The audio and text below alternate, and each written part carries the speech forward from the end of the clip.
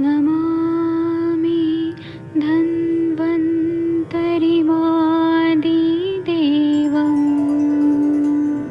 सुरासुरैर्वन्दितपादपद्मं लोके जरामृत्युनाशं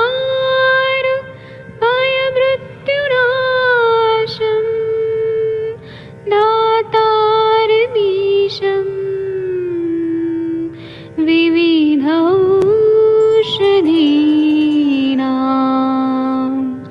शङ्खं चक्रं जलौकां दधतं मृतघटं चारुतोर्भिश्चतुर्भिः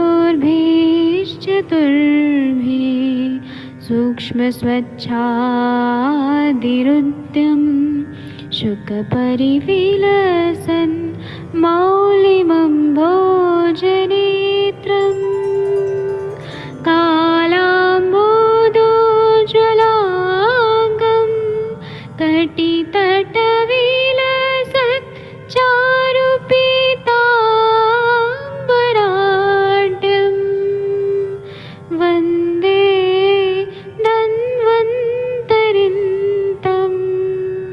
निखिलगदमिव प्रौढदावाग्निनीलम्।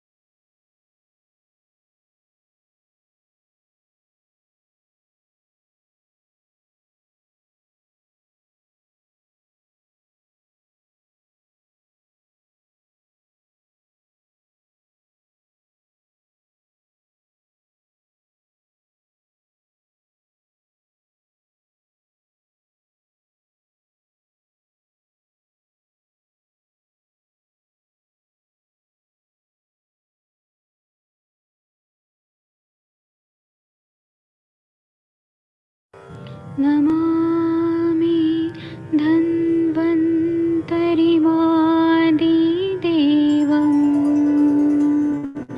सुरासुरैर्वन्दितपादपद्मं लोके जरामृत्युनाशं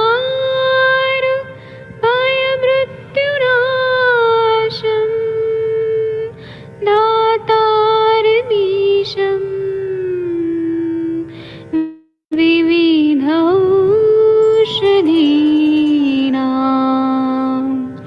शङ्खं चक्रं जलौकां दधतं मृतघटं चारुतोर्भिश्चतुर्भिः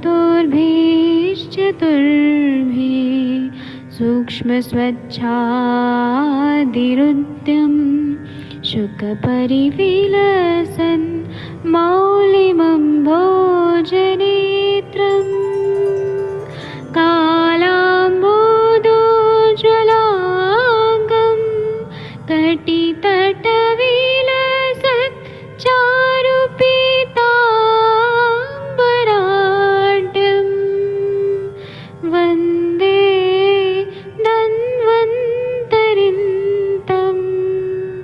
निखिलगदमिव प्रौढदावाग्निनीलम्।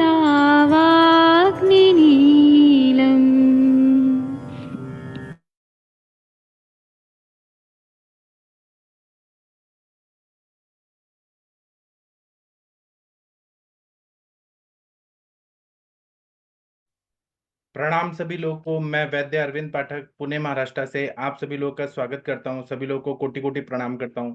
आज हम लोग एक ऐसा डिजीज पढ़ेंगे, मतलब कुछ कॉमन चीजें हैं लेकिन उसमें क्या पैथोलॉजी होती है वह आप लोगों को मालूम होना जरूरी है। और आजकल पेशेंट बहुत ज्यादा आ रहे हैं हमारे पास।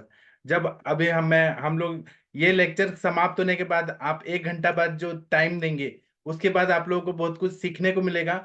यहाँ पे और भी बहुत सारे सीनियर वैद्य लोग हैं जो अपने अपने अनुभव भी बताएंगे और आप लोगों को मजा आएगा कि ऐसा हम सोचना चाहिए। अगर हम हैरिसन की किताब खोलते हैं अलग अलग वॉल्यूम में, तो एंट्रैपमेंट न्यूरोपैथीज करके एक विषय दिया गया है।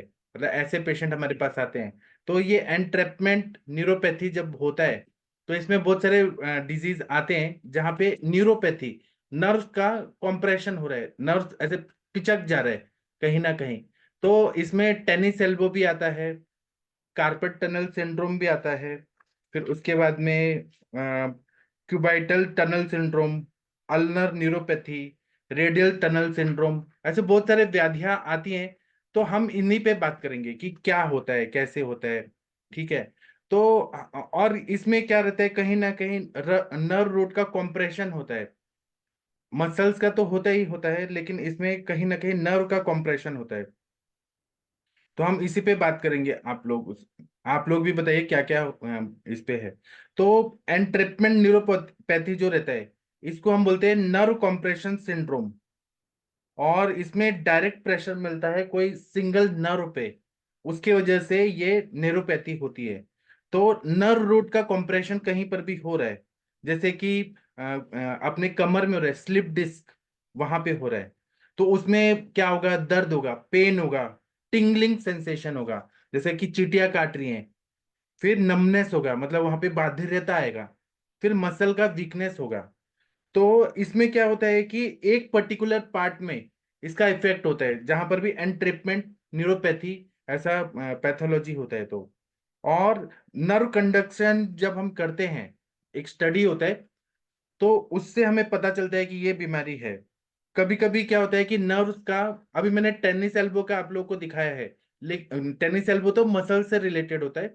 लेकिन जो मैं बता रहा हूँ नर्व्स का, खासकर नर्व्स का, तो अगर हम लोग देखते हैं ना, तो नर्व्स का कॉम्प्रेशन जहां पर भी रहता है, तो वहां पे हमें ना ये देखना पड़ता है कि नर्व क्यों कॉम्प्रेस हो रही है ना। तो फिर उसके हिसाब से जब डायग्नोसिस करते हैं तो हमें बहुत ही और फिर यहाँ पे मज्जा तंतुओं का कहीं ना कहीं कॉम्प्रेशन हो रहा है। तो इस तरह से जब हम चिकित्सा करते हैं तो हमें बहुत सारी चीजें समझ आती है, और मैं आप लोग को इसी बारे में बताऊंगा। एक मिनट में यहाँ स्क्रीन पे लेके आ जाता हूँ, जो ऐसे नर्व का जो भी कॉम्प्रेशन होता है। एक मिनट बस रुक जाइए, क्योंकि देखने से समझने से और ज्यादा अच्छे से समझ आता है। हाँ, अभी आप लोग के स्क्रीन पे भी दिखेगा, तो आप लोग को और अच्छे से समझ आएगा। एक मिनट, ओके। हाँ, अब देखिए जैसे कि कार्पल टनल सिंड्रोम है, तो इसमें आप लोग देखिए, आप लोग को दिख रहा होगा सब चीज कि इसमें मीडियन नर्व जो है वह कहीं ना कहीं कॉम्प्रेस हो रहा है। और कार्पल टनल सिंड्रोम में जहां पर भी कॉम्प्रेस हो रहा है, वहां पे पेन और नमनेस आ रहा है। और वो बीच वाला जो है उसमें आप लोगों को दिख रहा होगा कि कहाँ कहाँ पेन है, नमनेस है। मिडियल नर्व का देखिए, सब चीज देखिए, ऐसा आप लोगों ने देखा है। ये सारे एंट्रिपमेंट न्यूरोपैथीज रहती है। अब हम एक एक पे बात करेंगे कि कार्पल टनल सिंड्रोम रहता है, इसमें एंट्रेपमेंट होता है। एंट्रेपमेंट मतलब ट्रैप कर लिया, मतलब कहीं ना कहीं वो जकड़ गया है उसको, ऐसे जैसे हम चूहे को पकड़ते हैं, उसी तरह से नर्व को किसी ने जकड़ लिया है बहुत ज्यादा। यहाँ पे मीडियन नर्व रहता है, और उसमें इसीलिए, और ये रिस्ट जॉइंट में रहता है, जो अपना मणिबंध संधि है वहां पे रहता है। और इसमें पेन रहता है, फिर सुन्नपन्ना भी रहता है। या तो पेन ज्यादा बढ़ेगा या सुन्नपन्ना होगा, पैरेस्थीसिया रहेगा। और इसको हम जब ये करते हैं, नर्व का जो कंडक्शन स्टडी करते हैं, एनसीएस, तो उससे हमें पता चलता है। और ये ज्यादातर ना, ये लेडीज लोगों में ज्यादा दिखता है, 30 to 50 ईयर्स में ज्यादा दिखता है। इसके वजह से क्या होता है, कार्पल टनल सिंड्रोम हो रहा है, तो ऐसा हैरिसन के बुक में बताया है कि इसकी वजह से रूमेटाइड अर्थराइटिस के भी सिम्टम्स आने लगते हैं, जैसे आम बात जैसे होगा। और इसमें ये क्यों होता है, तो डायबिटीज मिलाइटस, उसके वजह से भी, मधुमेह की वजह से हो सकता है, हाइपोथायराइडिज्म, गाउटी अर्थराइटिस, या फिर प्रेगनेंसी के वजह से एडिमा रहता है और उसकी वजह से कार्पल टनल होता है। या फिर जो भी हम काम करते हैं, जैसे कि कोई लैपटॉप बहुत ज्यादा चला रहे, माउस बहुत ज्यादा चला रहे, मोबाइल ज्यादा चला रहे, या फिर टेनिस खेल रहा है, या फिर कोई काम कर रहा है, जैसे मिट्टी को उठाने का काम कर रहा है।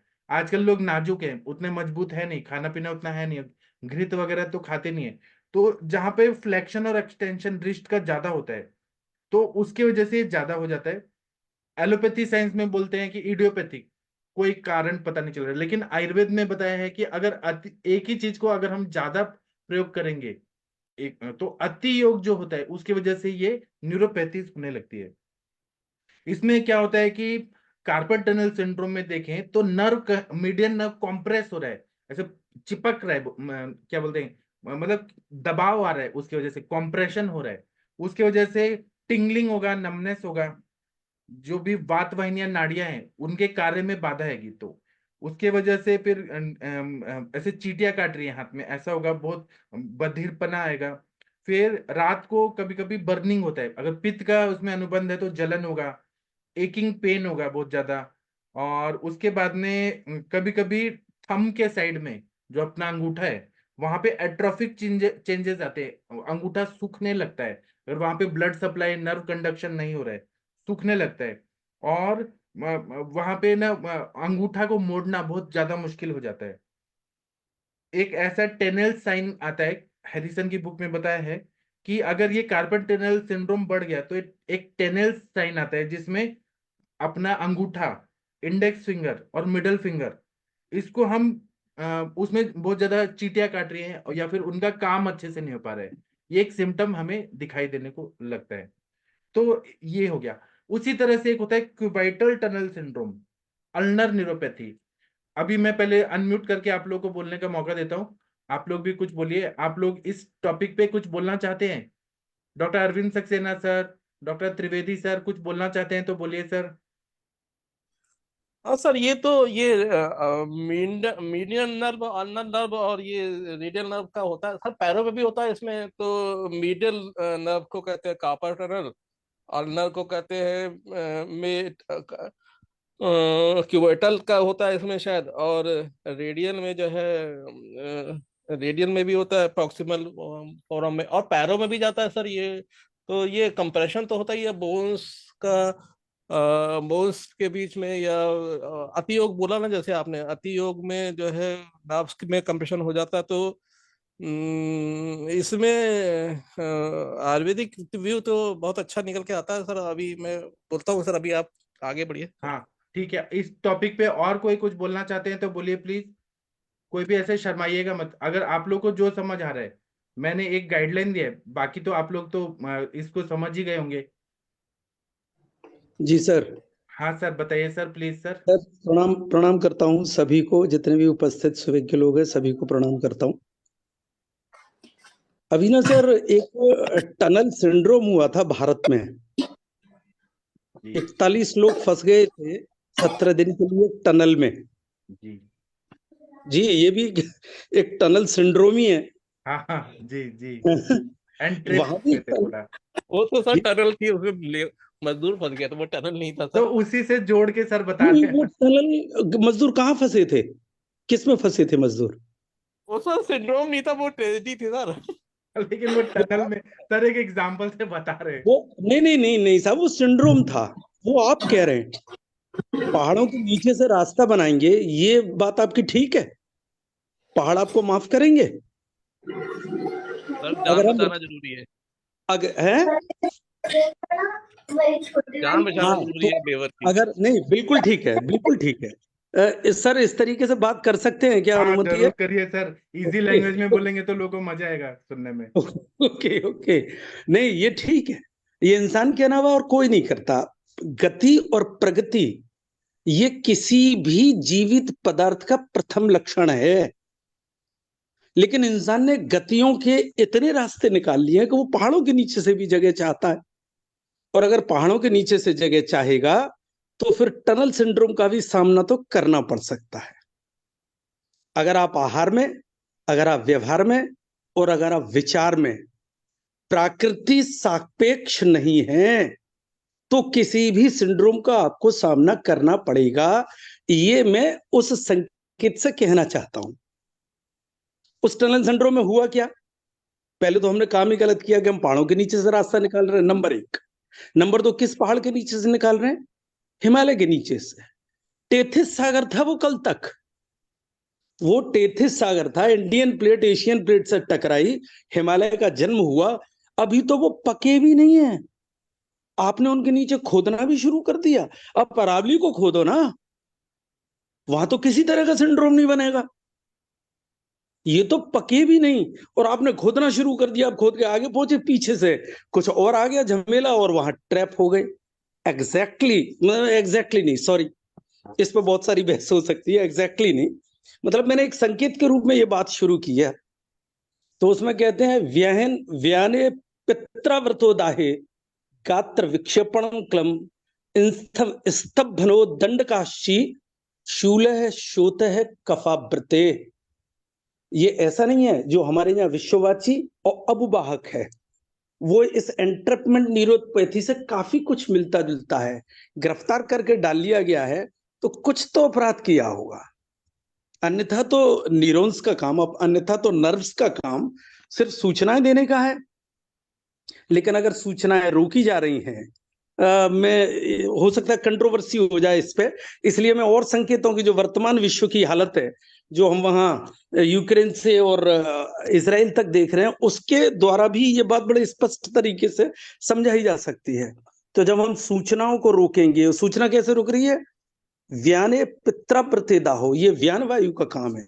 सब पूरे पेरिफेरियल इंफॉर्मेशन ले जाने का काम आयुर्वेद ने, मैं अगर सही कह रहा हूं तो व्यान वायु का माना है। और व्यान को जब पित्त आवृत करता है तो क्या होता है? दाह, गात्र विक्षेपण क्लम, ये पित्त के लक्षण हैं। लेकिन जब व्यान को कफ आवृत करता है, जो इसके लक्षण हैं, तो उसमें क्या है? स्तंभनो दंडकश्चापि शूल है शोथ है कफावृते। जब व्यान वायु को कफ आवृत करके रास्ता रोक देता है, जैसे उन 41 लोगों का रास्ता उस टलन में रोका था, ये कार्पल पे रोक लिया तो कार्पल सिंड्रोम है, क्यूबिटल में रोक लिया तो क्यूबिटल सिंड्रोम है, कहीं भी रोक लिया वहीं हो जाएगा। तो स्तंभनो, हम क्या कहते हैं? नंबनेस है, टिंगलिंग है, चींटी जैसी काट रही है, चुनचुनी, हमारे गांव की भाषा में कहते हैं डॉक्टर साहब हाथ ऊपर करता हूं 2 मिनट के लिए तो मेरे ये उसका लक्षण है। दंड का चापी, शूल है शोथ हो, दर्द भी होगा, सूजन भी होगी, किसकी वजह से? कफाव्रते। और सर जब आगे बात करेंगे इस पे, अभी बहुत सारे लोग हैं, आगे बात करेंगे, तो हम विश्ववाची और अबुवाहक, इसमें आप बाहुक पे ले गए, अबाहुक नहीं जाएगा, इसमें विश्वाची या खल्ली पे जाता है मेरे ख्याल से। खल्ली, खल्ली तो एक बहुत मिश्रित शब्द है। हाँ वही सर, इसमें दोनों पैरों में और हाथों में जाता है ना, पाद जंगा उरु कर मूला बोटनी। और सर वो जो विश्वाची तो सही जाता है, क्योंकि तलम प्रत्यंगुणा या कंडरा बाहु पृष्ठतल, मतलब ये कंडरा मिली इन्वॉल्व है सर। विश्ववाची चित सोचते, यस यस। लेकिन अबवाहक क्या है? विश्ववाची शुरू होती है उंगलियों के पॉइंट से, अबवाहक शुरू होता है कंधे से। कंधे से विश्ववाची बाहु विश्ववाची सिर्फ, पृष्ठता हरणी, उसमें आता है बाहु पृष्ठता हरणी, हाँ बाहु स्पंदित हरम, हाँ यस यस यस। और वो कफ कफ दोष में आता है। हाँ उसमें कफ आता है, इसमें अभी पित्त नहीं आ रहा सर, अभी कफ नहीं, कफ का ही आ रहा है, क्योंकि विश्ववाची शुद्ध वात जनित रोग है, अवभाग में कफ दोष होता है। हाँ, और भी अगर इसके लक्षण देखें तो इसमें अववाहक में एक और चीज है, वो ट्रॉमेटिक भी हो सकता है। ट्रॉमेटिक होता है सर, इसमें भी आता है ट्रॉमेटिक, हाँ, इसमें भी कंप्रेशन हो रहा है ना, इसमें भी तो आपका विश, जो मूवमेंट है कि नहीं, क्रिया अतियोग भी, मेरी आवाज आ रही ना? जी बिल्कुल आ रही है। हाँ, ये क्रिया क्रिया अतियोग, अतियोग भी शोक चिंता और व्यायाम और मैथुने बोला गया है सर इसमें। तो ये बिल्कुल ठीक है। ये क्रिया 5 प्रकोप अतियोग के को, निदान बोले गए हैं, क्रिया अतियोग भी शोक चिंता व्यायाम मैथुने और ग्रीष्म अहोरात्र भुक्तंते प्रकुप्यंती समिरना, मतलब ग्रीष्म में, रात में और खाना खाते ही प्रकुपित समिरना। तो यहाँ पे सर क्लियर कट जो है आ रहा है कि वायु का प्रकोप हो रहा है सर। आप अच्छा, बोलिए सर। क्रिया अतियोग को हम ट्रॉमेटिक इंजरी में नहीं रख सकते। क्रिया का अतियोग ट्रॉमेटिक नहीं होगा सर, वो उसमें आप ज्यादा व्यायाम, मतलब एक्सेस, जैसे आप अर्धशक्ति, वो बोला गया ना व्यायाम, तो उससे ज्यादा आपने अर्धशक्ति से ज्यादा कर लिया तो वो क्रिया अतियोगों में आ जाएगा। हाँ ठीक है, ऐसा भी कह सकते हैं। ऐसे भी कह सकते हैं, लेकिन क्रिया अतियोग और ट्रॉमेटिक इंजरी मतलब अभिघातज और क्रिया का अतियोग, ये दो अलग अवस्थाएं हैं। अववाहक में ये ट्रॉमेटिक भी हो सकता है, यानी अभिघातज भी हो सकता है, और विश्ववाची के लक्षण इससे काफी मिलते हैं जिसकी हम बात कर रहे हैं। तो स्तंभनो दंडकाशी शूलक हो तो कफावृत्ति, तो ये कफ से जो का जो आवरण है उसकी वजह से ये होता है। और उसके लक्षण क्या है? संकुचय, प्रवणा, स्तंभो, भग्नोत्साद, प्रणवापी, खांजय, पांगुलय, कुब्जय, कई तरह के लक्षण दिए गए हैं, और वो काफी कुछ इसमें मिलते जुलते हैं। जी बेसिकली सर इसमें मैं रोक रहा हूँ, रुजाकर मर्म जो होता है ना, हमने मर्म बोला गया ना, रुजाकर मर्म की मेलडी जो है इसमें आता है। इसमें हाँ, ट्रीटमेंट हमको तो जब रुजाकर मर्म का करना चाहिए सर, इसमें बेसिकली जो कार्पल आता है टनल तो हमको सिंड्रोम केवल की जब हाँ हम बात, जी जी जी, हाँ हाँ बोलिए सर, बोलिए बोलिए। नहीं नहीं, मैं ये कह रहा था, हाँ वो भी मर्म है, कुरपर जो है वहां पे भी कार्पल टनल सिंड्रोम। जी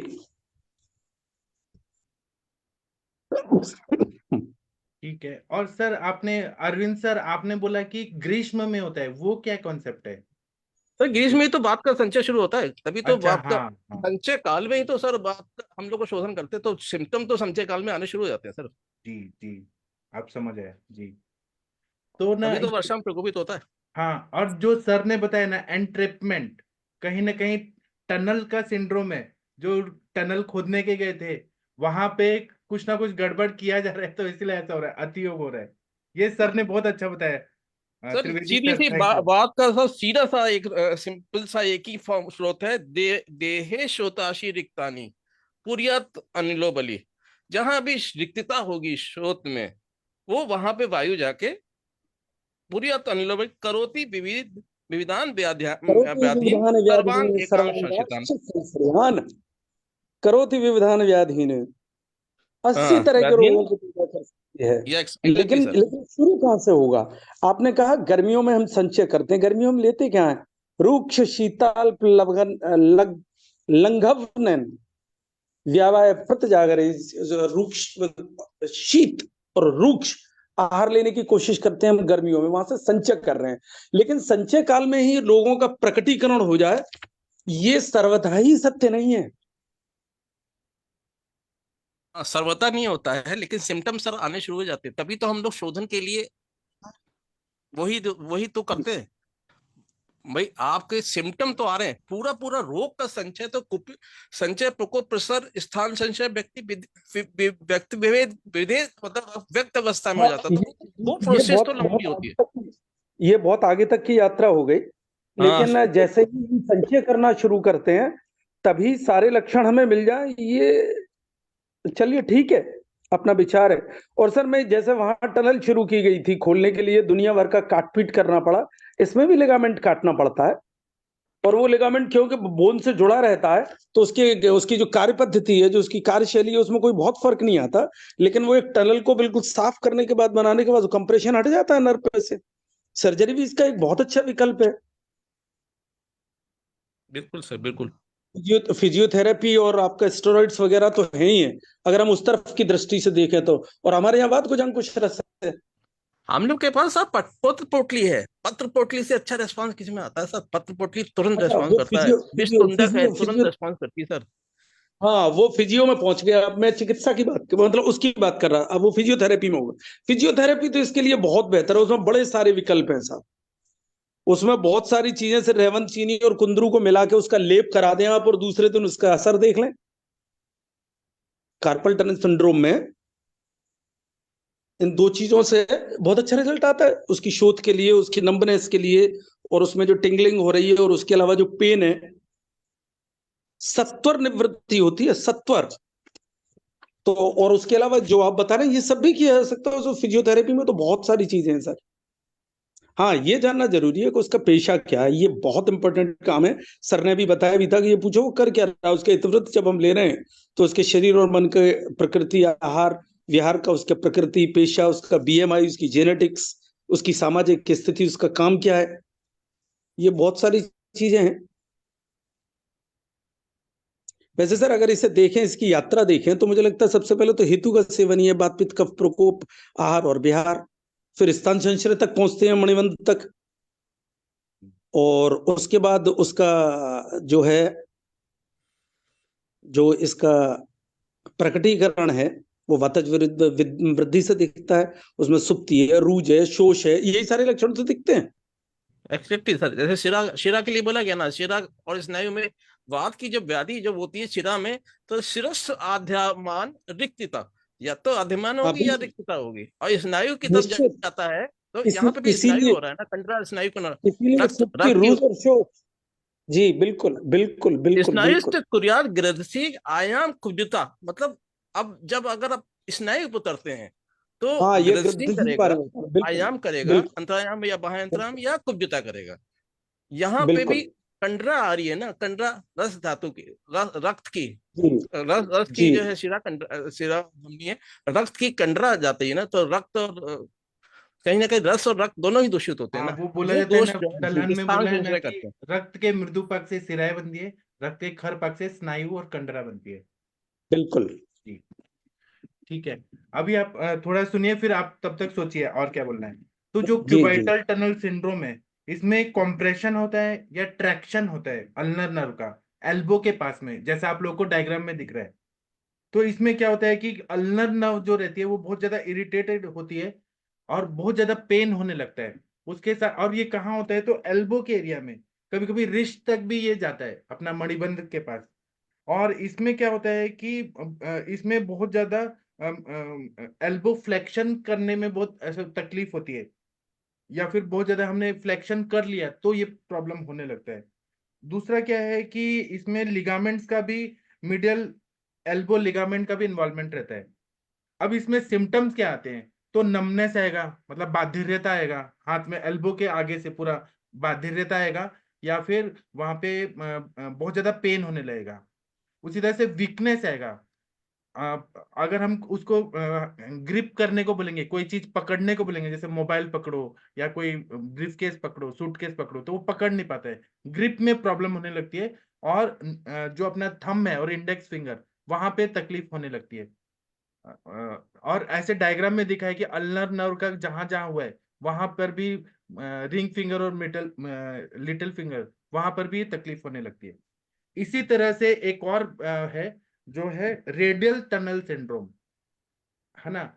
आप कंचन मैम, आप इस टॉपिक पे थोड़ा बोलिए, मैं अभी रेडियल नर्व टनल सिंड्रोम का फोटो लाता हूँ। कंचन मैम, अगर आप सुन रहे हैं, आपके पास ऐसे पेशेंट आए हैं क्या? जी सर, मैंने देखे हैं सर। इसके पेशेंट देखे हैं। मैंने अभी तक जितनी पेशेंट देखे हैं वो फीमेल्स ही मिली है मुझे इसमें। अभी मुझे पता नहीं मेल में ये दिखता है या नहीं दिखता है, पर फीमेल में मैंने बहुत देखा है इसे। और मतलब पेशेंट इतना ये हो जाता है इसके मतलब इतना तकलीफ होता है कि वो हमेशा झंझनाहट की कंप्लेंट करता है। कभी कभी किसी पेशेंट में ना दोनों हाथों में भी मिलता है और एक कभी कभी एक हाथ में भी मिलता है। और जैसे उनको लगता है कि मतलब ठंडे पानी में हाथ जाए, बर्तन वगैरह घिसे तो उनको और ज्यादा तकलीफ लगती है। मैंने ऐसा भी पेशेंट देखा है कि जिसको ऑपरेट करने के बाद भी सब सिम्टम्स फिर से वापस 5-6 महीने में फिर से वापस आए थे। पर ये पूरा मतलब जैसे वातवर्धक आहार विहार सेवन करना, ये ही मेनली इसके हेतु मिलते हैं। जैसे आपने सभी अभी एक्सप्लेन किया वैसे ही हेतु मिलते हैं। और बहुत बार पेशेंट हाथों का यूज ज्यादा कर रहा है, तो जैसे कोई पेंटिंग कर रहा है या फिर कोई मतलब बहुत ज्यादा हाथों का यूज हो रहा है जहाँ पे, या सिलाई मशीन पे काम कर रहा है, या फिर कुछ ऐसे कढ़ाई गुनाई जैसे करते हैं ना फीमेल्स, तो वो ज्यादा कर रहा है, तो उन पेशेंट में भी मैंने ये देखा है। तो मुझे वो वही लगा था कि जहाँ यहाँ पे ये वात जहाँ पे वृद्धि हो रही है, तो इसमें ये पेशेंट में दिखता है। पर अभी आपने बहुत ही अच्छे से एक्सप्लेन कर दिया और तिवारी सर ने तो बहुत ही अच्छा एग्जाम्पल दिया।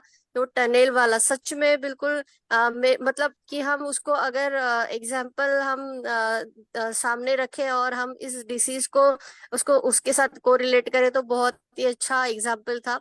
और बहुत मतलब अच्छा लगा मुझे वो एग्जाम्पल, एकदम परफेक्ट लगा कि जहाँ पे भी कफ अवरोध करेगा वायु को, तो वहां पे ये सिम्टम्स आना स्टार्ट हो जाते हैं। इसीलिए फिर वो हाथों में हमें झंझनाहट होना, या फिर जैसे ठंडे पड़ जाना हाथ, बहुत ज्यादा पेनफुल रहना, पेशेंट मतलब हाथ से वो कप भी नहीं उठा पाता है, ऐसी भी तकलीफें रहती है, कुछ कर नहीं पाता है हाथों से, हेल्पलेस जैसा, मतलब उसका दिमाग पूरा उसी झंझनाहट में ही रहता है कि मेरे हाथ में क्या हुआ है, मेरे हाथ में क्या हुआ है। से बहुत सारे पेशेंट्स आते हैं इसके, और हमें इसको अच्छे से समझ के ही अच्छा ट्रीटमेंट करना चाहिए। जैसे मैंने इसमें बहुत बार एकांग वीर रस है, गोदंती भस्म, पीड़ांतक वटी मैंने यहाँ पे यूज किया है, त्रयोदशांग गुग्गुल का भी बहुत अच्छा रिजल्ट आता है। थोड़ा सा हल्के से तेल मसाज है, थोड़ा स्नेहन स्वेदन करके भी इसमें थोड़ा मतलब पेशेंट को हम रिलैक्स कर सकते हैं। और जैसे मैं प्राणायाम योगा वगैरह कराती हूँ पेशेंट को, और उसको घर पे ही स्नेहन स्वेदन करने के लिए बोलती हूँ, तो काफी अच्छे रिजल्ट मिल जाते हैं। मेरा पेशेंट तो पूरा क्योर हो गया था 3 महीने में। और होते हैं सर, पेशेंट क्योर होते हैं, हम अगर अच्छे से ट्रीट करें इसे तो कोई सर्जरी की जरूरत नहीं पड़ती है। जी सर। जी, एक बार त्रिवेदी सर वो टनल वाला कॉन्सेप्ट फिर से बताइए ना, क्योंकि बाद में बहुत सारे लोगों ने ज्वाइन किया है। वो आपने जो बताया वो थोड़ा बताइए ना सर, मुझे मैसेज आ रहा है कि वो सर को फिर से रिपीट करने को बोलिए। त्रिवेदी सर अगर आप सुन पा रहे हैं तो। जी सर, सुन तो रहा हूं मैं, लेकिन ये शुरू नहीं हो पा रहा। मेरी आवाज आ रही है? आ रही है सर, वो टनल वाला एग्जांपल से ओके। एक बार समझाइए ना सर, मुझे ये मैसेज आ सर मैं सिर्फ ये कहना चाहता था जी कि हम ना कुछ प्रज्ञा अपराध कर रहे हैं। जी सर, आपका आवाज चला गया, नेटवर्क का प्रॉब्लम है। हाँ सर, फिर अभी आ से रही है? बताइए। हाँ हाँ सर बताइए। हाँ, ये दुनिया ना हमने बड़ी अजीबोगरीब बना ली है, और उसका नाम हमने रखा है विकास। विकास डेवलपमेंट होता है, प्रगति ग्रोथ होती है। हम डेवलपमेंट के पीछे डंडा लेकर पड़े हुए हैं, और डेवलपमेंट ना परपेंडिकुलर है। आप जिस चीज का डेवलप कर रहे होंगे उसके ठीक विपरीत चीज का आप क्षरण कर रहे होंगे। वो ग्रोथ नहीं है, हमने इसी को ग्रोथ मान लिया है। एग्जैक्टली हम वही सब करने लगे हुए, शरीर में भी वही कर रहे हैं। आप जब शरीर में आम लोगों को थोड़ी सी बारीकी से जो मरीज आते हैं उन्हें हम देखेंगे, तो हमें लगेगा कि यार ये ज्यादा अच्छा होने के चक्कर में, ज्यादा आधुनिक होने के चक्कर में, ज्यादा कंटेम्परेरी होने के चक्कर में इसने वो सारी चीजें ले ली हैं जो इसने सिर्फ सुनी है, जो इसने सिर्फ देखी है, या जिनको अपने ऊपर ओढ़ लेने से ये बड़ा सही, बड़ा सज्जन, बड़ा जेंटलमैन टाइप का व्यक्ति माना जाने लगेगा। ऐसी ही हमने ये दुनिया बनाई है। तो मैं सिर्फ इस वजह से एक संकेत में, मेटाफर के रूप में, और आयुर्वेद तो सारा मेटाफर में, ऐसा मेटाफर में भी कहा गया है, आयुर्वेद ही नहीं पूरा भारतीय वांग में मेटाफर में। तो रूपक के रूप में मैंने एक वैसे ही बात रखी थी सामने कि हम वहां भी यही कर रहे थे, ये सोचकर, और कर रहे हैं, अब भी कर रहे हैं और आगे भी करेंगे, ये सोच के कि हम यहाँ बहुत सारी सुविधाएं जनरेट कर रहे हैं। इसी तरह का हम प्रोफेशन अपनाते हैं, जिनको ये कार्पल टनल सिंड्रोम है या क्यूबिटल जो सिंड्रोम है, जो टनल सिंड्रोम जिन्हें आ रहा है, वो है क्या? आप उनसे 5 मिनट के लिए हाथ ऊपर करने के लिए, 5 मिनट तो बहुत दूर की बात है। इसका एक टेस्ट भी है, शायद फेलन टेस्ट बोलते हैं, पता नहीं टेलेल टेस्ट ऐसा कुछ बोलते हैं उसे, कि आप दोनों हाथ ऊपर करके और एक मिनट के लिए रुकिए, इस तरीके से हाथ ऊपर ले जाइए जैसे ताड़ासन करते हैं, और हाथों के पृष्ठभाग मिलाइए, और अगर टिंगलिंग शुरू होती है, चुनचुनी शुरू होती है उंगलियों के पोर में 1 मिनट के अंदर, तो आपको ये बीमारी की शुरुआत हो रही है। ये कहाँ से होता है? हमने प्रोफेशन इस तरीके के अपनाए हैं, नंबर 1। नंबर 2, हम खाना पीना इस तरीके का खा रहे हैं, जीवन में आहार विहार इस तरीके का रख रहे हैं, विचार इस तरीके का रख रहे हैं। एग्जैक्टली हमने वहां भी किया था, और हम में से ज्यादातर लोगों को ये पता था कि हिमालय पर्वत अभी खोदे जाने लायक मैच्योर नहीं हुए। मैं ज्योग्राफी का भी स्टूडेंट रहा हूं, मैंने बहुत सारी ज्योग्राफी और हिस्ट्री पढ़ी थी जब मैंने सिविल सर्विसेज किया था, तो मुझे इसकी सारी संरचनाएं पता है, इसमें किस तरह की रॉक्स है, किस तरीके का काम करना है, कौन सा मेटाफॉर्मिक मॉर्फिक है, कौन सा इग्नियस है, वो सारी संरचना। तो ये खोदे जाने लायक ही नहीं है। हमें ये अपने शरीर के साथ छेड़छाड़ करनी ही नहीं चाहिए, फिर भी हम कर रहे हैं क्योंकि हमें कंटेम्परेरी बनना है। एग्जैक्टली वो उसमें भी किया गया था, उस टनल में किया गया, लेकिन कफ ने आके, कफ क्या है? जल और पृथ्वी। उसने पीछे से जो जो कवाड़ा आ गया, पीछे से पानी आया, और धूल, मिट्टी, कंकड़, पत्थर और चट्टाने, यही तो आई थी सब। उसने आगे पीछे से आवृत कर लिया, और सारा वहां ट्रैप हो गया, और एक सिंड्रोम बन गया। उस सिंड्रोम को साफ करने के लिए हमें क्या करना पड़ा? हमें उस सिंड्रोम को साफ करने के लिए फिर बड़ी सारी मशीनें लानी पड़ी, बड़ा सारा काम करना पड़ा, पर वही तो चिकित्सा है, वही तो हम कर रहे हैं। तो इसलिए मैंने वो एक उदाहरण रखा था कि हमेशा ही आधुनिक और कंटेम्प्रेरी और ये सब बनने के लिए हम जो कीमत चुकाते हैं वो कई बार बहुत बड़ी है। उसके लिए क्या होना चाहिए? उसके लिए जो भगवान बुद्ध कह गए मध्य मार्ग। हमें ना आहार विहार सारी चीजें उस तरीके की रखनी चाहिए जिससे कि ये हम सारी चीजों से बचे रहें। जैसे इसके वातव्याधियों के लिए सबसे पहले क्या कहा है? रूक्ष शीताल्प लघ्वनम व्यायाप्ति प्रजाग्रे। हम रूक्ष भोजन करते हैं, शीतल भोजन करते हैं, बहुत थोड़ी मात्रा में भोजन करते हैं और बहुत लघु भोजन करते हैं। हमें लगता नहीं है थोड़ा सा सलाद खा लिया जाए, थोड़ी सी अंकुरित का इस कदर चला हुआ है आजकल, और वो सुबह के भोजन में ही शुरू हो जाता है। लोग कहते हैं नहीं नहीं स्प्राउट्स तो बहुत आवश्यक है, उसके बिना तो काम चलेगा नहीं। मैं तो साहब सारे पेशेंट से अपनों से कहता हूँ, भाई साहब अगर सुबह आप देशी घी का पराठा नहीं खा सकते, सारे पेशेंट मतलब जिस तरह के पेशेंट है आजकल आप देख रहे हैं किस तरीके के पेशेंट आते हैं, आपने घी बंद करा, ये भी तो माइलिन शीत की दिक्कत है साहब। ये दिक्कत क्या है? और यही थोड़ी है, फिर तो न्यूरोपैथी में आप बहुत आगे तक जाएंगे। ट्राइजेमिनल न्यूरल्जिया को क्या नाम देंगे आप? वो भी क्या इसी तरीके की कोई बीमारी नहीं है क्या? ये दो सिंड्रोम तो हमने पकड़ लिए, कितने तरह के सिंड्रोम और डायबिटिक न्यूरोपैथी क्या है, ग्रद्दसी क्या है, विसर्प क्या है, अनंतवात क्या है, सब यही तो है। और इनका कारण क्या है? गाबापेंटिन क्यों दे रहे हैं, प्रीगाबालिन क्यों दे रहे हैं, और उसके अलावा वो एमिट्रिप्टिलिन की कई तरह की फॉर्म आती हैं, वो सारी दवाएं क्यों दे रहे हैं? सिर्फ सुन्न करने के लिए दिमाग और उस तरीके के कुछ तत्व और जिनसे कि हमारी हमारी नर्व्स को संदेश जा सके, यही तो दे रहे हैं। और वो माइलिन शीथ क्या काम कर रही है? कुदरत ने लगा के भेजी है। उसका क्षरण कैसे शुरू हो गया है? वो बनती किससे है? आपने आहार में ऐसा क्या त्याग दिया है कि अब माइलिन शीथ वाली बीमारियों की लाइन लगी हुई है, हर तीसरा पेशेंट वही आता है जो 20 साल 25 साल और 40 साल, मेरे यहाँ तो युगों से चिकित्सा हो रही है, 40 साल पहले तक दिखते नहीं थे। मेरे पिता कहते थे कि सन 80 तक मैं इन दवाओं को इस्तेमाल ही नहीं करता था। ये कौन सी तरफ हमने मुंह मोड़ दिया है लोगों का? तो वो जो मैं टनल सिंड्रोम का वहां का जो उदाहरण दे रहा था उत्तरकाशी का, वो मैंने सिर्फ इसीलिए शुरुआत की थी कि हम आयुर्वेद को लोगों को अपनी जो जड़ें हैं उनको बड़ा पकड़ के रखना चाहिए, क्योंकि वो बड़ी शाश्वत है साहब। 14,000 साल से उसे लोग कहेंगे कि भाई ये तो आपने कुछ ज्यादा ही बक दिया। लेकिन आप स्तंभ धर्म सूत्र जब बना है, यानी ये पाइथागोरस से भी 900 साल पहले की बात कर रहा हूं मैं, और सुकरात पाइथागोरस के 500-400 साल बाद आते हैं, तब तो वहां विज्ञान की शुरुआत होती है यूनान में, ग्रीस में, जिस पर सारा विश्व खड़ा हुआ है, आज सारा पश्चिमी जगत खड़ा हुआ है। हम उससे पहले की बात कर रहे हैं, तो हमें आयुर्वेद के लोगों को थोड़ा सा अंदर जाके देख लेना चाहिए कि वो टनल में हमने क्या कर डाला है और कौन कौन सी मशीनें लानी है। इसलिए मैं सब एक परिहास में समझा, मजाक में, मेटाफर में, रूपक में, संकेत में मैंने उसकी शुरुआत की थी। जी जी, और कोई कुछ बोलना चाहते हैं तो बोलिए, नहीं तो मैं बताता हूँ।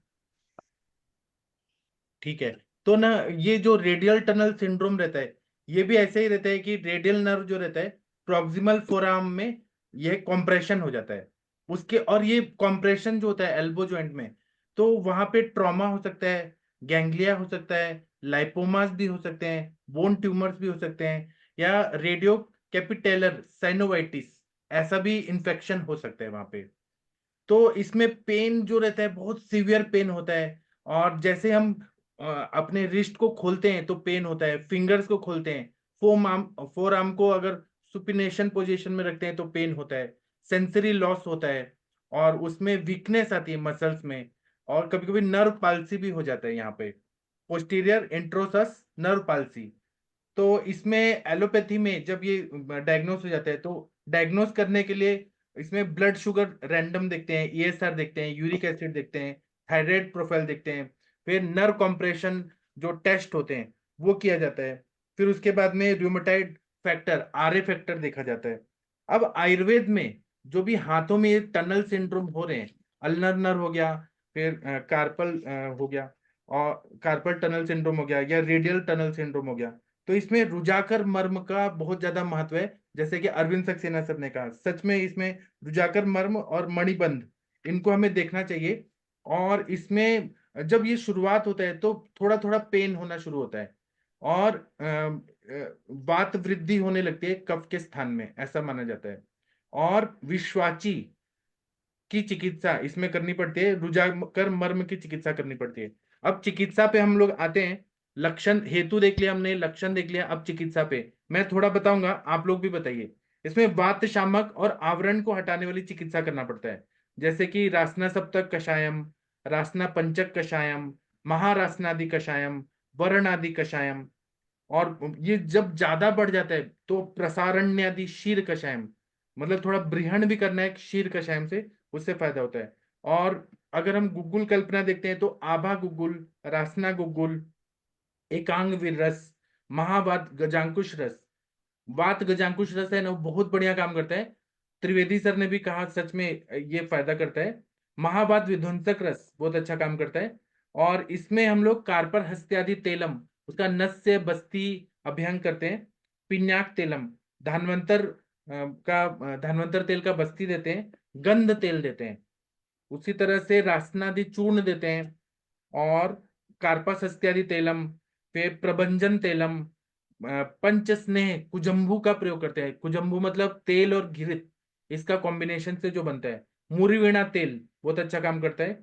और इसमें उपनाह बंधन करने से फायदा होता है, जैसे कि कोल कुलत्थादि चूर्ण में सिंधा नमक डाल के और जो इमली का रस है उसके साथ करे तो फायदा होता है। नागरादि चूर्ण है जो उष्ण वीर्यात्मक होता है, उसमें इमली के रस के साथ उपनाह करे तो फायदा होता है। उपनाह बंधन करना है, बांध के रखना है। कुट्टम चुक्की आदि चूर्ण है। उसी तरह से मुरीवेणा तेल का तेल धारा करते हैं। कर्पूर आदि तेल से हम बंधन करते हैं, वहां पे उपनाह बंधन।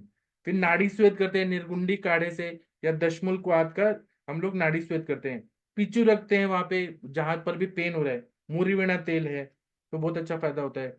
कार्पा सस्त्यादि तेल है। विषगर्भ, महाविषगर्भ तेल बहुत अच्छा काम करता है। और इसमें अग्नि कर्म का भी बहुत ज्यादा रोल रहता है। नस्य का, कार्पस इत्यादि तेलम, शीर वाला तेलम का। और इसमें लशुन रसायन का भी प्रयोग करने से आवरण जन्य संप्राप्ति ठीक हो जाती है। इसके अलावा आप लोगों को कुछ है दिमाग में तो कृपया बताइए सर। त्रिवेदी सर आप कुछ बताएंगे चिकित्सा में? जी सर। हाँ सर बताइए। मेरे मामा जी की बेटी को था, वो लखनऊ उसमें दिल्ली में प्रोफेसर है, जी ये कार्पल टनल सिंड्रोम। उन्होंने काफी इलाज कराया। अब तो स्पेसिफिक इसके भी डॉक्टर हैं, सिर्फ कलाई कलाई के ही डॉक्टर्स मौजूद हैं। अच्छा। इतना, हाँ, इतना रिडक्शनिस्ट। ये जो एरिस्टोटल ने जो शुरुआत की ना, जब उसने आकाश महाभूत को हटा ही दिया पंच महाभूत में से, और जब रिडक्शनिस्ट ने शुरुआत, आप आयुर्वेद में भी कंसेप्ट देखेंगे। मुझसे कई बार लोग पूछते हैं कि आप किसकी चिकित्सा करते हैं? मनुष्य की। कि नहीं नहीं, कौन से अंग की चिकित्सा करते हैं? तो मैंने कहा पूरा मनुष्य होता है या अंग अलग अलग होते हैं क्या, या उनका आपस में कोई तारतम्य और संबंध नहीं होता क्या? कि नहीं नहीं, सब ऐसा होता है ना कि वो तो सिर्फ शुगर की करते हैं, वो तो सिर्फ जोड़ों की करते हैं। वो कंसेप्ट अब यहाँ भी है आयुर्वेद में। तो वो सिर्फ उतना ही चिकित्सा करते थे, और बड़ी तगड़ी फीस और बड़े तगड़े उनके काम थे। लेकिन सिस्टर को कोई ज्यादा लाभ नहीं हो रहा था। मेरे मामा की बेटी है, जब उन्हें मेरे पास फोन आया और बातचीत हुई, तो सर आपने बहुत सुंदर बताया है। इसमें उपनाह का बहुत बड़ा रोल है। इसमें जो हमें आवरण हटाना है, उसके लिए सर्वाधिक जो लाभकारी औषधि है वो है महाविषगर्भ तेल। उपनाह हम किसी की भी बना सकते हैं। मैंने अभी बताया था कि हम कुंदरू और इनकी दो की बना के अगर हम वो उपनाह लगाते हैं, तो उसका बड़ा सारा रेवंत चीनी और कुंदरू, ये दो चीजें मिलाकर लगाने से, महाविषगर्भ तेल से, वात गुजांकुश रस से, और पोषण के लिए त्रयोदशांग गूगल से, ये कई एक चीजें ऐसी हैं। ये डिपेंड करता है। अभी वो कह रही थी, मैंने वो भी दिया है, एकांक वीर रस, वो भी दिया जा सकता है। पेन बहुत ज्यादा है तो हम इसमें महावात विध्वंसन रस भी यूज कर सकते हैं। ये पर्सन टू पर्सन वेरी करता है, लेकिन जो चार चीजें इसमें सबसे ज्यादा काम करती हैं, उल्टिस, उपना जो हम बांध के देते हैं, नंबर 2 महाविष्कर, वो महाविष्कर पे सब 7 दिन कराते हैं, उसके बाद पिंड तेल से कराते हैं। नहीं मिलता तो फिर जो आप घर पे भी बना सकते हैं, असगंध और दोनों तरह की बला और सौंठ, इसका तेल बना सकते हैं। बलाद्वैत जो तेल है वो भी इसमें बहुत अच्छा काम कर सकता है, वो कर सकते हो। ये डिपेंड करता है कि किस किस तरह के लक्षण ज्यादा सामने आ रहे हैं। हाँ, एक चीज जरूर है, जो अश्वगंधादि क्वाथ है, अगर उसके साथ आप त्रयोदशांग गूगल दिलवा रहे हैं तो उसका अतिरिक्त लाभ मरीज को पहुंचता है, जिसमें अश्वगंध है, गिलोय है, शतावरी है, दशमूल है, खरेटी है, अड़ूसा है, पुष्करमूल और अतीस और सारा संभाग है। इन 7 औषधियों का अश्वगंधादि क्वाथ बनाकर कूट कर रख लीजिए। वातव व्याधियों के लिए ये रासनादि क्वाथ और अश्वगंधादि क्वाथ दो एक दूसरे के जो पूरक हैं, उनसे बहुत लाभ लिया जा सकता है। मैं अपने अनुभव से बता रहा हूँ सर, ये शास्त्र की चीजें हैं। मैं अपनी जो मेरी व्यक्तिगत चीजें उनको तो मैं डिस्कस ही नहीं करता जी। सर तो ऐसी कुछ एक इसमें चीजें हैं हम। हाँ, इसमें बृहत्वर चिंतामणि, त्रैलोक्य चिंतामणि, रसराज रस, उसका क्या रोल रहेगा? बहुत जी। बहुत महंगे हैं साहब। मैं गांव हाँ में मैं चिकित्सा करता हूँ, जी बहुत जी महंगे हैं। मैं गांव में चिकित्सा करता हूँ और मैं आपको सही बता रहा हूँ कि 5% पेशेंट को छोड़ के इन्हीं से काम हो जाए। जी वो तो वो तो राजाओं की चिकित्सा है और वो शायद राजऋषियों और राजाओं के लिए बनाई गई थी। जी हर्बल मेडिसिन भी बहुत अच्छा काम करती हैं, उनकी भी आवश्यकता है, वो उनको भी दी जाती हैं, जिनको बूता नहीं है वो भी बेचारे लेते हैं, पर वो लोग मेरे अंदाज से 5 से 7% तक है। तो मैं तो साहब शुरुआत हर्बल से करता हूँ, हर वो मिनरल से करता हूँ, और मिनरल में भी चाहता हूँ छोटी चीजों से ही काम चल जाए। जी मेरे पास अभी उसका एक नोड्यूल का गले में उसके नोड्यूल रहा था, उसका एक पेशेंट रहा था जिसने 5 महीने चिकित्सा कराई और मैंने सिर्फ हर्बल और बहुत छोटी उससे उसकी 2.5 महीने चिकित्सा की। उन्होंने कहा थी कुछ नहीं हो सकता, आपको गले का ऑपरेशन कराना पड़ेगा, दूसरा रास्ता ही नहीं है, ये हो ही नहीं सकता। और वो बत्रा जी असल में साहब, मैं बत्रा जी का हनुमान हूं, आप ये मान लें। अच्छा, वो राम जी हैं आपके? तो मुझे काम पे लगा जी, जी। वो मतलब राम जी जी हैं, आप मुझे, हनुमान जी हैं? ये मैं उनका हनुमान हूं क्योंकि मुझे काम पे लगाने का काम उन्हीं का है। जी मैं वैसे वैसे मैं थोड़ा सा आलसी टाइप का प्राणी हूँ, लेकिन वो मुझे ना खंबे पे तेल लगा के चढ़ा देते हैं और फिर उसी पे नीचे उतरो अगर काम नहीं सॉरी सॉरी टू से, मैं इस तरीके की मजाक शायद इस प्लेटफॉर्म पर कर सकता हूँ कि नहीं। तो वो कर बत्रा सकते जी हैं, का ही कर दुआ सकते हुआ केस हैं। जी। जी। तो तो सर वो हरीश मुझे बत्रा सर, आप थोड़ा बताइए ना, ये पेशेंट में क्या रिजल्ट आया था सर? हरीश बत्रा सर, अगर सुन पा रहे हैं तो बताइए सर। सर एक पेशेंट आ गया सर। अच्छा मैं ठीक है, पेशेंट पे था सर। ठीक है ठीक है। मतलब आपने पेशेंट दिए थे सर को? जी सर। ये गले वाला जी। जी सर मेरे यहाँ ना आते हैं सर, फोर्थ नाइटली मेरे यहाँ इनका पहले से ही प्रोग्राम है सर, मेरे यहाँ आते ही है। जी ठीक है। और इस टॉपिक पे किसी को कुछ बोलना है? प्रशांत भट्ट जी, आप कुछ बोलना चाहते हैं? अरविंद सर कुछ बोलना चाहते हैं तो बोलिए हाँ सर। सर, जैसे अभी सर मैं डिस्कशन तो कर रहा था देवी जी से, उन्होंने कहा था कि कफ का आवरण से रुका, पर देखिए नो डाउट बात तो या तो कुद्दे क्षयात होती है या दोषाव्रत होती है, मतलब या तो कफ से रुकेगी या पित्त से रुकेगी। अब यहाँ पे अगर कफ से रुक रही है तो फिर उन्होंने अश्वगंधा त्रिदशांग जोड़ा।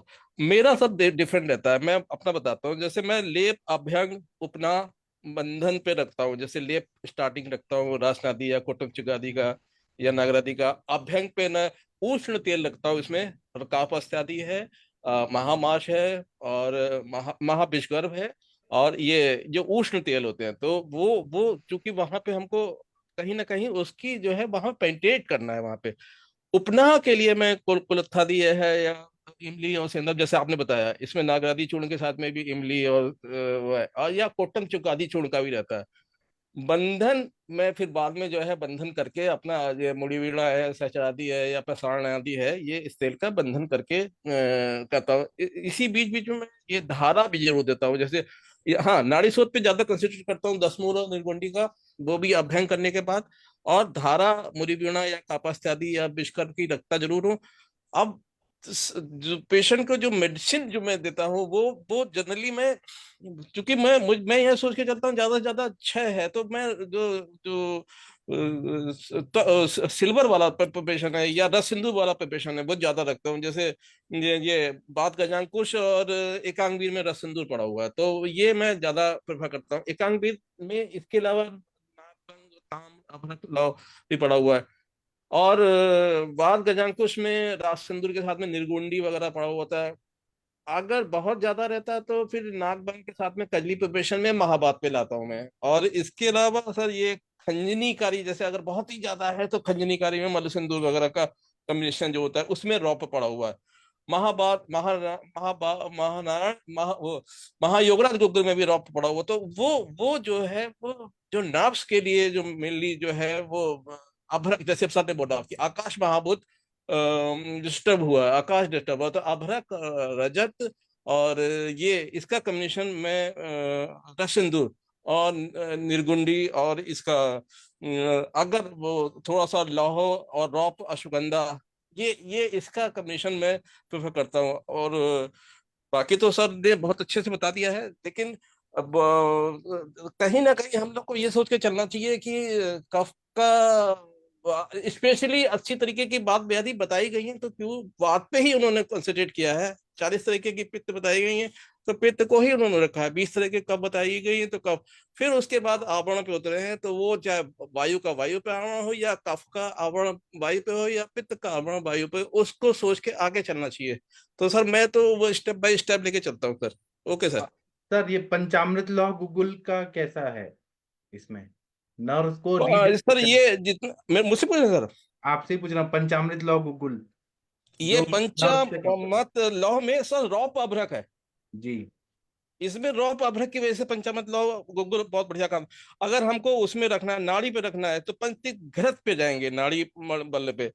और अगर क्षयात्मक संप्राप्ति मिलती है तो त्रयोदशांग पे उतरता हूँ मैं। जी और महायोगराज जो है आमव अवस्था में भी करता है काम और निराम अवस्था में भी काम करता है। तो जी इस तरीके से गुग्गुल का भी सिलेक्शन करता हूँ सर मैं। जी बहुत बढ़िया बताया सर, आप लोगों ने बहुत अच्छा लगा। एक डॉक्टर मनीषा सिंह मैम से बात करना चाहेंगे। मनीषा मैम छत्तीसगढ़। हाँ सर सर इसमें बोलिए। एक विचार मैं रखना चाहूंगा। हाँ सर। वो जो आयुर्वेद कहता है पित्तम पंगु कफम पंगु पंगु मल धातवा, हम सब जानते हैं वायुना यत्र नियंति तत्र गच्छन्ति में एक बात। जी जब हम इसका आवरण कफ का हटा लेते हैं, जी उसलिए मैंने कहा था कि पहले हमें क्या चिकित्सा करनी है। जब वो आवरण उसका दूर हो जाता है तो वात दोष ने वहां पे जो क्षरण किया है उसकी क्षतिपूर्ति के लिए आप क्या करेंगे। मैं पहले दिन नहीं कह रहा उसे करने की, जो मैंने अश्वगंधा और त्रयोदशांग बताया था, जो वात दोष से क्षति हुई है उसकी पूर्ति के लिए क्या करेंगे आप। आवरण हटा दिया, कफ का आवरण दूर हो गया, कफावृत वायु दूर हो गई। जब तक जो वायु का दोष वहां पर रहा और उससे जो हुआ, उसकी बहुत सारे केसेस में ऐसा दिखता है कि उसी क्षतिपूर्ति करने के लिए बाद में ये चिकित्सा भी उतनी ही आवश्यक है। इसलिए मैंने सारे नाम बोले थे। और मुझे लगता है कि इतने बोलने से हमारे आयुर्वेद के सर सारे क्या लोगों देते हैं को, क्षतिपूर्ति के लिए, क्या क्या देना चाहिए, एक बार ये भी बता जैसे दीजिए। अभी बात हुई थी ना कि कफ होने की वजह से हम अश्वगंधादि को हाथ कैसे दे सकते हैं, हाँ या जी कफ होने की वजह से हम त्रयोदशांग गुगुल कैसे दे सकते हैं। उनका काम तो कुछ और तरीके का है। अश्वगंधादि दे रहे तो वो ब्रंगण का काम करेगा, कफ को बढ़ाएगा, और वहां तो कफ का आवरण है, जी तो वो कैसे दिया जा सकता है। वो शुरुआत की चिकित्सा नहीं है। और मैंने ये भी कहा था कि वातव व्याधि वालों के लिए ये किससे आवरण है वो अलग बात है। मैंने कहा वातव व्याधि व्याधियों के लिए रासलादि क्वाथ के साथ साथ अगर हम अश्वगंधादि क्वाथ भी अपनी सेल्फ में रखते हैं तो आपकी चिकित्सा का एक चक्र पूरा हो जाता है। ये उतना ही आवश्यक है इसे भी रखना, मेरा ये कहने का मतलब था। जी जी मैं सर कुछ और कह रहा था। मैं एक मिनट सर, मैं डिस्टर्ब बोलूं सर। हाँ बोलिए जी बोलिए सर। जी देखिए वात का टिपिकल दो चीजें होती है, या तो क्रोधे क्षयात वायु, तो वो बात क्षय कर रही है, अपने आप क्षय कर रही है, उसमें आवरण बाद में आता है सर। या दोषा आवृत पथे, अथवा उसके दोष उसके पथ को, उसके जो है जो उसके जो संचार का मीडियम है उसमें वो आवृत आ रहा है आवरण का। तो हम लोग चिकित्सा दो तरीके से करते हैं। इसीलिए वो आवरण बाद में, आपने बोला बाद में नहीं है सर, वो या तो वायु, जैसे एज फैक्टर आ रहा है, बहुत ज्यादा एज हो रही है, या बहुत ज्यादा चल रहा है, बहुत ज्यादा एक्सरसाइज कर रहा है, बहुत ज्यादा एक्सेस जो कर रहा है, तब भी तो वहां वहां आवरण नहीं आया, वहां पे तो नर्व्स डैमेज हुई ना, वहां पे तो कहीं ना कहीं डैमेज हुआ ना, तो वो क्षय किससे हुआ। और वात का जो क्षय होता है, रूक्ष लघु शीत सुशीर कराणी शरीराम, तो जब रूक्ष लघु शीत सुशीर विशद खर कराणी शरीराम, और उसके बाद वायु आश्रय गत्वा, फिर उसके बाद वायु वहां पे आश्रय करती है, आप्यमान मतलब वहां पे थोड़ा सा बढ़ना शुरू होती है। फिर प्रकोपम आपद्यते मतलब जो आप ये जो आहार ले रहे हैं, जो भी आप एक्सरसाइज कर रहे हैं या इस तरीके का विरुद्ध वो कर रहे हैं, उसकी वजह से वहां पे वायु ने संचय के पहले वो जो आहार है उसकी वजह से, वही गुण की वजह से वायु उसी गुण की, क्योंकि रूक्ष लघु शीत खर शीर विशद खर खराणी शरीराम से ही तो वायु वहां पे आश्रम, वहां पे वायु ने आश्रय किया। वायु संचार ठीक है, नो डाउट कर रही है, पित्त पंगु कफ पंगु पंगु, आपने सही बोला, लेकिन वहां पे आश्रय तो कर रही है। वो उसको नॉर्मल मोशन में उसको रुकावट तो मिली ना। रुकावट मिली किससे? क्योंकि वहां पे वायु ने जो क्षय किया उसकी वजह से, जो इस आहार की वजह से जो क्षय हुआ उसकी वजह से फिर आप्यमान हुआ, और फिर प्रकोपम आपत्ति, फिर वहां से प्रकोप हुआ। और दूसरी सीक्वेंस ये आती है जहां पे कफ का आवरण आ रहा हो नसों के बीच में, या पित्त का आवरण आ रहा हो, तो फिर वो श्वेत श्वेत स्लग अंगत्तम, ये कफ की वजह से जाता है। दाह तृष्णा रुचि भ्रम तम तिमिर दर्शनम, ये पित्त की तरफ जाता है। तो ये दो तरीके की अलग अलग सीक्वेंस निकल के आता है सर। Right sir? जी त्रिवेदी सर, आपको जी कुछ कहना है इस पे? Yes yes yes yes yes. वायु का जो कंसेप्ट है वो उत्तर वैदिक काल का है। ऋग्वैदिक काल का कंसेप्ट अग्निशोमी है। प्रकृति को आग्नेय शोमी बताया गया है। लेकिन अग्नि और सोम, इन दोनों का तारतम्य बिठाने के लिए करीब 700 साल बाद वायु का कंसेप्ट आया। और वायु के बारे में क्या कहते हैं? कुपतस्थु खलु प्राणाश्चोप ऋण दे। ऐसा कोई काम ही नहीं है जो वायु की विकृति से विकृति के रूप में ना बदलता हो। जैसे इसमें आवरण हम बता रहे हैं कि आवरण कफ का है। मेरे पास एक शिंगल्स का, विसर्प का या किसी भी स्किन डिजीज का व्यक्ति आता है, मैं सबसे पहले क्या करूंगा? भैया रे शर्ट उतार के दिखा मुझे कि तेरा कहां पे है। शर्ट उतार के देखने के बाद अब मेरा काम क्या है? एग्जैक्टली जो आवरण हमारे पास हुआ है, उस आवरण को दूर करने के बाद जिस मूल दोष से क्षरण हुआ है या जिस मूल दोष से रोग हुआ है, उस मूल दोष, जैसे मैं अपनी सिस्टर की बात कर रहा था, उस सिस्टर को जब मैंने अश्वगंधा आदि क्वाथ और इससे रिलेटेड दवाएं दी और 2 महीने बाद जब वो चिकित्सक को दिखाने गई तो उसने ये कहा कि साहब आपका जो प्रोग्रेशन था डिजीज के बढ़ने का वो रुक गया है, आप कुछ और भी ले रही है क्या? उसने मुझे फोन करके कहा। तो उसने बताया कि मेरे जो वो हैं बुआ जी हैं, उनके घर में आयुर्वेद का काम होता है। तो मैंने अपने भाई से बात की थी, उसने कुछ दवाएं बताई वो कि उन्हें कंटिन्यू रखना। मैंने इस गति से किसी का भी क्षरण रुकते नहीं देखा इस बीमारी में। जो आपका हुआ 3 महीने बाद आ रही है, बहुत इंप्रूवमेंट है। आप मेरे से 1.5 साल इलाज करा रही थी, तब से बात नहीं बनी। आपने क्या लिया है इसके विकल्प में? तो मेरा ये आपकी बात, आप जो मेरी जिनसे बात हो रही है उनका शुभ नाम? अरविंद सक्सेना सर हैं, लखनऊ के। अच्छा, अरविंद जी। जी सक्सेना सर, सर डॉक्टर। नमस्कार, आप पहचान जी नहीं, भूल गए जी सर। सर। नहीं नहीं नहीं, मैं आवाज से नहीं समझ पा रहा था। जी जी जी, ओके ओके ओके ओके। हाँ, लखनऊ से समझ गया भाई जी। हम्म। तो ये अपना विचार हो सकता है, मैं अपने अनुभव सिद्ध विचार को बता रहा हूं यहाँ पे। और ये उतना ही आवश्यक मुझे ये भी चिकित्सा लगती है वात व्याधियों में। जी जी इस टॉपिक पे और किसी को कुछ बोलना है क्या? आप सब लोग, ये जो आज चर्चा हुई है, ये आयुष दर्पण जर्नल पेज है फेसबुक पे, आप लोग फिर से सुनना चाहें तो फिर से सुन सकते हैं ये सारा चीज। किसी को कुछ बोलना है? हेलो। प्रशांत भट्ट जी। हाँ सर। हाँ सर, बहुत बहुत अच्छी चर्चा हुई आज की। और थोड़ा सा बस मैं आपके 2 मिनट और लूंगा। हाँ सर। यहाँ पे जो सक्सेना सर बोल रहे थे कि यहाँ पे मतलब वात, मुझे ऐसा लगता है कि यहाँ पे वात का बहुत बड़ा रोल है। फॉर एग्जाम्पल, जैसे हमारे पास कभी लंबर स्पॉन्डिलाइटिस के पेशेंट आते हैं या नर्व कंप्रेशन के, यहाँ पे जो आपकी नर्व कंप्रेस हो रही है वो कैसे हो रही है? तो कहीं ना कहीं वहां पे आपका डिस्क जो है वो बल्ज हो रही है या आपका लुब्रिकेशन कम हो रहा है। तो यहाँ तो वात ही हुआ ना, कि वात ही वहां पे जाके शैतान बच्चे की तरह वहां पे सब डैमेज कर रहा है, और वो जाके डिस्क खिसक के फिर हमारी नर्व को दबा रही है। या वायु के कारण ही आपकी नर्व में स्टेनोसिस आ रहेगा। तो यहाँ पे वात का रोल ज्यादा है। फिर जहाँ आवरण की बात होती है तो मुझे ऐसा लगता है कि आवरण तभी हो सकता है जब प्रॉपर रस धातु ना बने और आगे की धातुओं का पोषण ना हो पाए, तो वहां पे ऑस्टियोपोरोसिस होती है। बस सर मुझे यही बोलना था। जी सर। जी मनीषा मैम, आप कुछ बोलना चाहती हैं? सर मैं आधा मिनट लूंगी।